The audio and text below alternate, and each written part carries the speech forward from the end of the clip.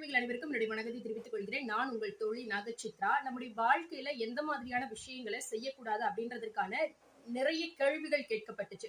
So அதுல ரொம்ப முக்கியமா ஒவ்வொரு நபரும் ஃபாலோ பண்ண வேண்டிய ஒரு விஷயத்தை பத்தி தான் நம்ம இன்னைக்கு பார்க்க போறோம். அதாவது ஒரு 3rd ஸ்டாண்டர்ட் குழந்தைய ஒரு 12th ஸ்டாண்டர்ட் குழந்தையோட கம்பேர் பண்றது எவ்வளவு அபத்தமானதோ, அதே போலதான் நம்முடைய வாழ்வியல் முறைகள்ல நம்ம கூட படிச்சாங்க, நம்ம கூட தான் வளர்ந்தாங்க, நம்ம கூட தான் எல்லா விஷயங்களையும் அவங்க பார்ட்டிசிபேட் பண்ணாங்க. இருந்தாலும் கூட அவங்களோட வாழ்க்கை ரொம்ப சீக்கிரமா முன்னாடி போயிடுச்சு, நான் இருந்த இடத்துல இருக்கிறேனா அப்படின்ற மாதிரியான கேள்விகள் நிறைய இடத்துல கேட்கப்படுது. அந்த வாழ்வியல் முறைகளும் அவங்களுடைய வசதி வாய்ப்புகளும் அவங்களுடைய திறமைகளும் கூட ஒரே விதமா இருந்தாலும் கூட அவங்க எதிர்கொண்ட விஷயங்கள், அவங்கள பழக்கப்படுத்திய மனிதர்கள், அவங்க அனுபவித்த அனுபவங்கள், இந்த விஷயங்கள் தான் ஒரு நபருடைய வெற்றியை தீர்மானிக்குது அப்படின்னு சொல்லப்படுது. அதாவது தங்க ஸ்பூன்ல 2 பேரும் சாப்பிட்டாலும் கூட வெற்றி பெற்ற நபருக்கு தங்க ஊசியால குத்தப்பட்ட தருணங்கள் நிறைய இருந்திருக்கும்.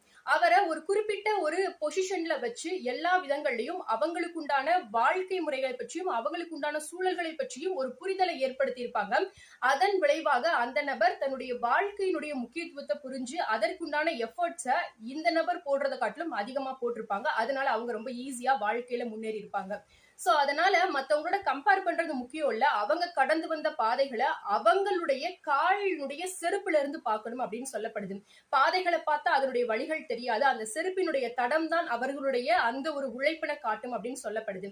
சோ இனிமே உங்களுடைய வாழ்க்கையில நீங்க செய்யக்கூடாத மிக முக்கியமான விஷயமா நீங்க ஃபாலோ பண்ண வேண்டியது என்ன அப்படின்னு பாத்தீங்கன்னா, யாரோடையும் உங்களை கம்பேர் பண்ணாதீங்க.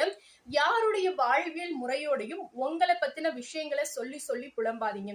இந்த மாதிரியான விஷயங்களை செய்யக்கூடிய உங்க ஃப்ரெண்ட்ஸ் அண்ட் ஃபேமிலிஸ்க்கும் ஷேர் பண்ணுங்க. இந்த வீடியோ உங்களுக்கு பிடிச்சிருந்தது அப்படின்னா லைக் பண்ணுங்க. இது போல நிறைய பதிவுகளுக்கு கமெண்ட்ல சொல்ல மறக்காதீங்க.